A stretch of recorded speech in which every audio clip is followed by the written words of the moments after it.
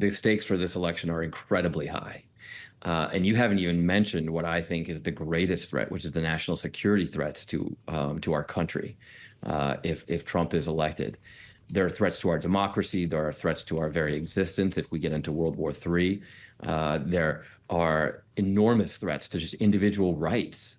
All the women around the country who are wondering what rights are Trump and the Republicans going to take away next. These stakes are enormous. Every American should have those stakes in mind. But I don't think there's an American who has them more in mind than President Biden. And that's why this conversation that Democrats are having right now, a tough conversation, the same conversation that President Biden is having with his family and his advisors, is so important. It's an important conversation. And some people will criticize Democrats for having this conversation, or for even maybe they'll criticize me for talking about having this conversation. But that's fundamentally what democracies are about, right? Republicans just cave and do whatever Donald Trump says. Look at how quickly the party caved to just making him a convicted criminal, their nominee. We're not doing that because we take democracy more seriously. We take the stakes of this election more seriously. And that's why we're having tough conversations right now about the best path forward. Well, it's not lost on me, Congressman, that we were talking back in 2019 about a new generation of leadership when you raised your hand to run for president. You've had this conversation inside the Democratic family here for quite a few years. Isn't that call for a new generation of leadership getting louder? I certainly haven't diminished my call for it. Since I first ran for Congress back in 2014, I said we need a new generation of leaders in this country. We need a new generation to step up. And I think that's especially true in our party. If you look at our party, we have an enormously talented new generation of leaders, but they're not, many of them not really empowered right now. And I think that's something that we need to do. Joe, let me just acknowledge it's always an honor to find one of this small group of Americans who even remembers that I ran for president. So I'm flattered that you'd bring that up. I remember seeing you at Politics and Eggs. We can joke about it, Congressman, but is that still part of your charge? Absolutely. Absolutely. I've been in Congress for almost 10 years, and I'm still one of the youngest members of Congress. And so there are a lot of young Americans who don't feel like they're even represented by our representative democracy. Their views are not being represented in Congress, White House, and whatnot.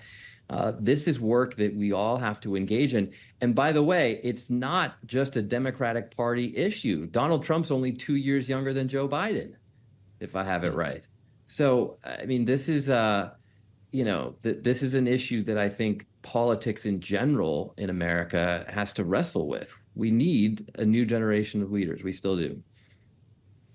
Well, as we consider those leaders in all of the different facets of government, specifically the House of Representatives, Congressman, you are right now in the minority. The prevailing thinking, at least it was until Thursday, was that the Democrats stood a fairly good chance of flipping the House blue in November. Do you now have concern that Joe Biden being at the top of the ticket hurts those odds?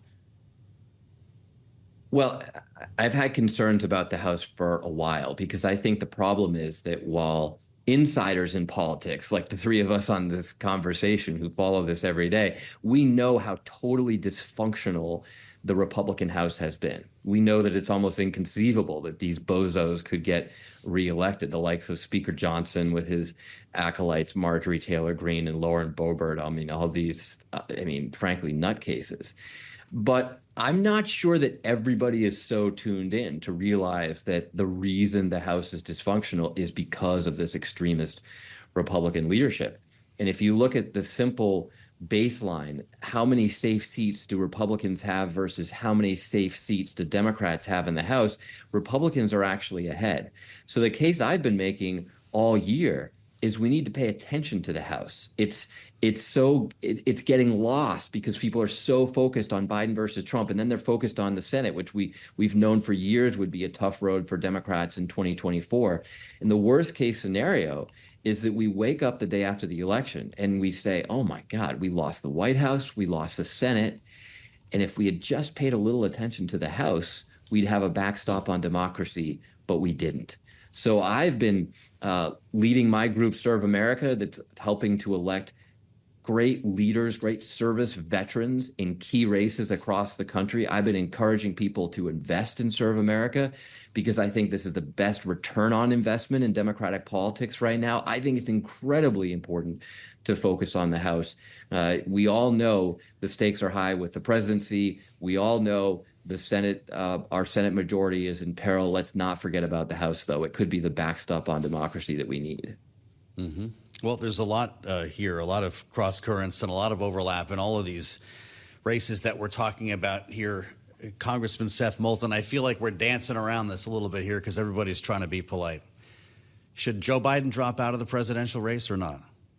I don't have the answer to that right now. I've had a lot of conversations about this, candidly, there's certainly a view that the chaos that would follow would be worse than just having a nominee that we know and that can trust. And then, of course, there's the other view that the debate was a disaster and we just need to move on. I'm not sure exactly what the right answer is yet here, but I can tell you we are having those serious conversations as any serious party should. How does the Vice President Kamala Harris factor into those conversations? Is the thinking that she should be the nominee instead, or that someone else entirely who is unattached to this administration should be the one to take the helm if indeed Joe Biden makes the decision to exit?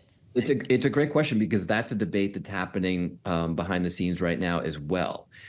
If the president were to say he's not going to run, would it automatically go to the vice president, or would there be an open contest? This is tricky. I mean, I'm not even sure exactly what all the party rules are in terms of shifting delegates around and whatnot. That's certainly not my area of expertise, but that's something that would have to be sorted out because this really is an unprecedented situation. I can't think of a time when something like this happened before.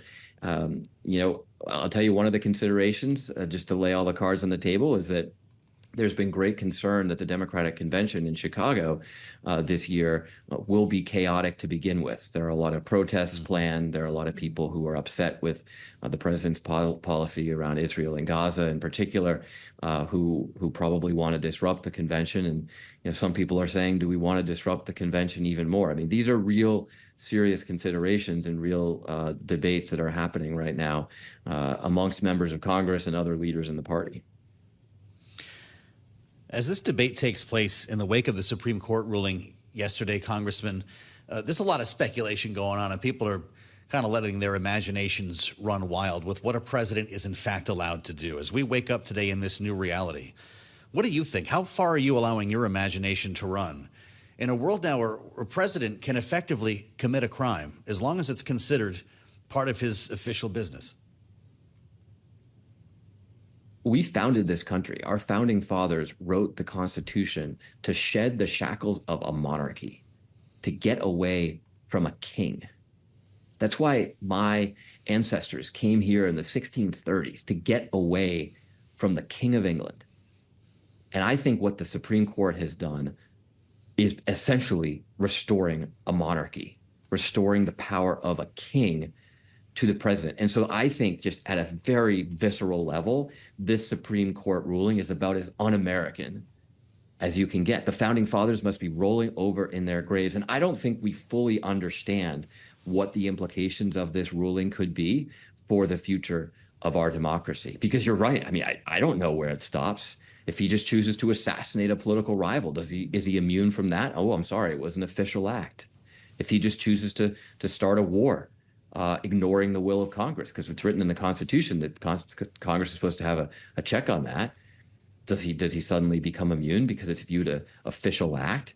He could send thousands and thousands of Americans to their deaths, and we just turn a blind eye because it's an official act.